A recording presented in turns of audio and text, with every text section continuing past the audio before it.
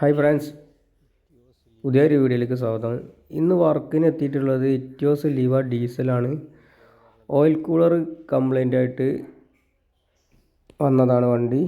Oil cooler complaint വന്നു കഴിഞ്ഞാൽ oil റേഡിയേറ്ററിലേക്ക് വന്നിട്ട് റേഡിയേറ്റർ മൊത്തത്തിൽ വെള്ളത്തിൻ്റെ ലൈന് വരുന്ന മൊത്തം ഭാഗം ഓയിൽ നിറഞ്ഞ് കേട് വരാറാണ് പതിവ്. അപ്പോൾ നമ്മൾ ഇതിൻ്റെ ഓയിൽ കൂളർ ഇതാണ്. ഇത് ചേഞ്ച് ചെയ്യാനുള്ള ഒരു പ്ലാനിങ്ങിൽ നമ്മൾ കസ്റ്റമർ അടുത്ത് ഇതിൻ്റെ റേറ്റും കാര്യങ്ങളും പറയാൻ വേണ്ടി വിളിച്ചപ്പോൾ ഇതിൻ്റെ ഒരു ഫോട്ടോ കാണിച്ചു തരാൻ പറ്റുമോ എന്ന് ചോദിച്ച് ഫോട്ടോ വിട്ടുകൊടുത്തപ്പോൾ ഈ സെയിം സാധനം ഞാൻ 3 തവണ മാറ്റി എന്ന് പറഞ്ഞു. 3 തവണ എറണാകുളത്തു നിന്ന് ലാസ്റ്റ് മാറ്റിയത് എന്ന് പറഞ്ഞപ്പോൾ തന്നെ നമ്മൾക്കതൊരു ഭയങ്കര ഒരു ഡൗട്ടായി.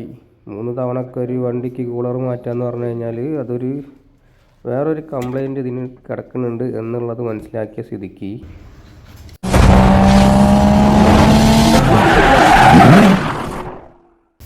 റേഡിയേറ്റർ അയച്ചു. വേറൊരു കംപ്ലൈൻറ്റ് ഇതിന് വന്ന് കിടക്കുന്നുണ്ട് എന്നുള്ളത് നമ്മൾ ഹെഡ് അയക്കാനുള്ള പ്ലാനിങ് കസ്റ്റമറോട് പറഞ്ഞു. കസ്റ്റമർ അത് ഓക്കെ പറഞ്ഞ് നമ്മൾ ഇതിൻ്റെ ഹെഡ് അയച്ചുകൊണ്ടിരിക്കുന്നു.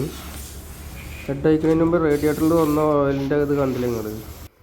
അതേമാതിരി ഇത് കൂളൻ ടാങ്കാണ്. കൂളൻ്റെ ഒന്നല്ല ഇപ്പോൾ അതിൽ ഓയിലാണ്, ഇഞ്ചൻ ഓയിൽ. ഇതാരും കൊണ്ട് ഒഴിച്ചതൊന്നല്ല, ഇത് വന്നതാണ്. അപ്പോൾ ഓയിൽ കൂളർ അല്ല എന്നുള്ളതാണ് നമ്മുടെ ഡൗട്ട്. അപ്പോൾ ഓയിൽ കൂളർ തൊട്ടിട്ടില്ല അവിടെ കേട്ടെ, നമുക്ക് ഹെഡ് അയക്കുക എന്നുള്ള പ്ലാനിങ് ആണ്.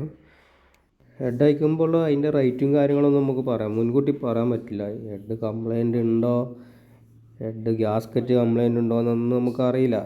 നമ്മളിത് 3 തവണ കൂളർ മാറ്റി എന്നുള്ളൊരു നിഗമനത്തിൻ്റെ പുറത്ത് നമ്മൾ ഹെഡ് അയച്ചു. ഹെഡ് അയച്ചപ്പോൾ തന്നെ നമുക്കതിൻ്റെ ഒരു കംപ്ലൈൻറ്റ് കിട്ടിയിട്ടുണ്ട്. ഗ്യാസ്കറ്റിൻ്റെ ഭാഗത്തുനിന്ന് നമുക്കൊരു കംപ്ലൈൻറ്റ് കണ്ട്. ഗ്യാസ്കറ്റ് നല്ലോണം ഓവർ ഹീറ്റ് ആയിട്ടാണ് ഇങ്ങനെ ഒരു ഈ ഒരു ഭാഗത്ത് നല്ലോണം ഒരു ബൾജ് മാതിരി ഒരു കുയ്യ് വന്നിട്ടുണ്ട്. ഓപ്പോസിറ്റ് സൈഡിൽ ബൾജ് വന്നിട്ടുണ്ട്. അതൊരു ഓവർ ഹീറ്റിൻ്റെ ഒരു സാധ്യത കണ്ട് നല്ല ഒരു പൊങ്ങി നിൽക്കുകയാണ് ഈ ഭാഗം, ഒരു അമ്പ് മാതിരി നിൽക്കുന്നുണ്ട്. അപ്പോൾ ഹെഡ് ഗ്യാസ്കറ്റിൻ്റെ ഭാഗത്ത് നിന്ന് മാറി നമ്മൾ ഹെഡിലേക്ക് വന്നപ്പോൾ ഈ അവിടെ ഒരു പൊന്തി നിൽക്കണം, എന്തോ ഒരു ഫംഗസ് വന്ന മാതിരി ഒരു റസ്റ്റ് പിടിച്ചിട്ട് ഇത് നമ്മൾ കുത്തി കളയുമ്പോൾ നല്ല കനത്തിലാണ് നിൽക്കുന്നത്. അത്രയും ഇത് ഒരുപാട് കാലമായിട്ട് ഇതായിരുന്നു ഇതിൻ്റെ കംപ്ലൈൻറ്റ്. ഈ ഓയിൽ കൂളർ മാറ്റി 3 തവണ ഓയിൽ കൂളർ മാറ്റിയതിലൊന്നുമല്ല കംപ്ലൈൻറ്റ് ഈ ഒരു ഭാഗത്ത് വന്നിട്ടുള്ള ഒരു മിസ്റ്റേക്ക് അല്ല, ഈ ഭാഗത്ത് വന്നൊരു കംപ്ലൈൻറ്റ് ആണ് ഈ വണ്ടീൻ്റെ ഓയിൽ വെള്ളത്തിലേക്ക് ഇറങ്ങാനുള്ള കാരണം എന്നുള്ളത് നമുക്ക് കൺഫേം ആയി. അപ്പോൾ നല്ല കുത്തിക്കളഞ്ഞ് ആ ഭാഗത്തൊരു കുയ്യായിട്ടുണ്ട്, ഒരു ചെറിയൊരു കുയ്യായിട്ടുണ്ട് അവിടെ. ഇപ്പോൾ എന്തായാലും ഹെഡ് നമുക്ക് ചേഞ്ച് ചെയ്യേണ്ട ആവശ്യമില്ല. ഇത് നമുക്ക് വെൽഡ് ചെയ്ത് ആ കുഴി തൂർത്തിട്ട് ഫേസ് ചെയ്ത് സെറ്റ് ചെയ്യാനേ ഉള്ളൂ. പക്ഷേ നമുക്കിതൊരു ഇൻഡസ്ട്രിയിൽ കാണിച്ചാൽ അവരെന്താണോ പറയുന്നത് എന്നുള്ളത്, അതിൻ്റെ വർക്കിന് എത്ര ആവും എന്നുള്ളതൊക്കെ നമുക്ക് പറയാൻ പറ്റില്ല. എന്തായാലും വെൽഡിങ് ഉള്ളതുകൊണ്ട് കുറച്ച് ദിവസങ്ങൾ എടുക്കും എന്തായാലും ഹെഡ് കയ്യിൽ കിട്ടാനും. ഹോളുകളൊക്കെ വെള്ളത്തിൻ്റെ ലൈനൊക്കെ ബ്ലോക്കാണ്. അതുകൊണ്ട് ഇത് ഓവർ ഹീറ്റ് ആവാം, 3 തവണ ഓവർ ഹീറ്റ് ആയെന്ന് കസ്റ്റമർ പറഞ്ഞിട്ടുണ്ട്. ഓവർ ഹീറ്റ് ആയി അങ്ങനെ എന്താണെന്ന് അറിയില്ല. എന്തായാലും നമ്മളിതിൻ്റെ എൻജിൻ ബ്ലോക്കിൻ്റെ ഭാഗത്തേക്ക് വരികയെന്നുണ്ടെങ്കിൽ ബ്ലോക്കിൻ്റെ ഭാഗത്ത് കാര്യമായിട്ട് കംപ്ലൈൻ്റ് ഒന്നും കാണുന്നില്ല.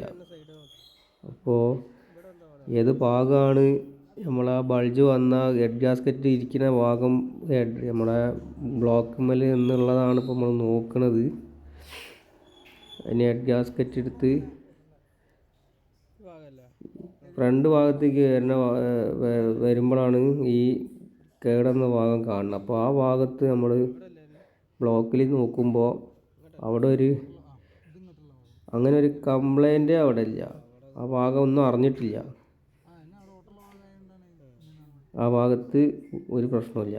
അപ്പോൾ പിന്നെ നമ്മുടെ ഹെഡ് കൊടുത്തതിന് ഇൻഡസ്ട്രിയിൽ നിന്ന് വന്ന് ആ കംപ്ലൈൻ്റ് ഉള്ള ഭാഗമൊക്കെ ഇപ്പോൾ ഫിനിഷിംഗ് ആക്കി നല്ല അടിപൊളിയിൽ ഫേസ് ചെയ്ത്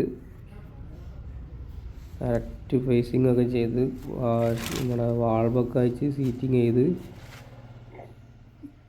നമ്മൾ വിചാരിച്ചതിനെ കാട്ടിയും നമ്മൾ ഹെഡ് മാറ്റണം എന്നാണ് വിചാരിച്ചിരുന്നത്. പക്ഷേ അതിൻ്റെ ആവശ്യം വന്നില്ല. ഹെഡ് റിപ്പയർ ചെയ്ത് നന്നാക്കിയിട്ടുണ്ട്. നമ്മളെ പഴയ ഗ്യാസ്കറ്റ്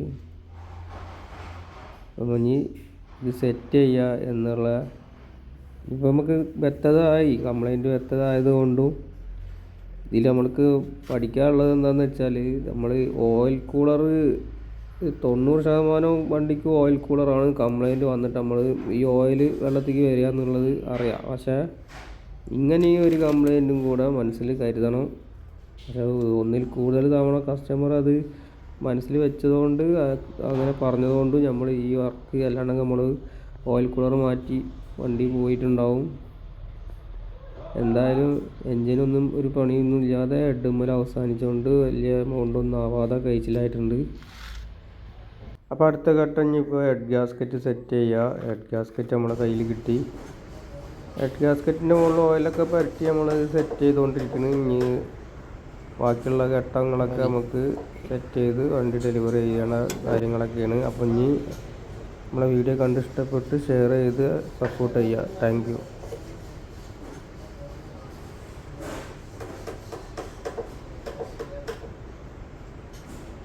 മതി.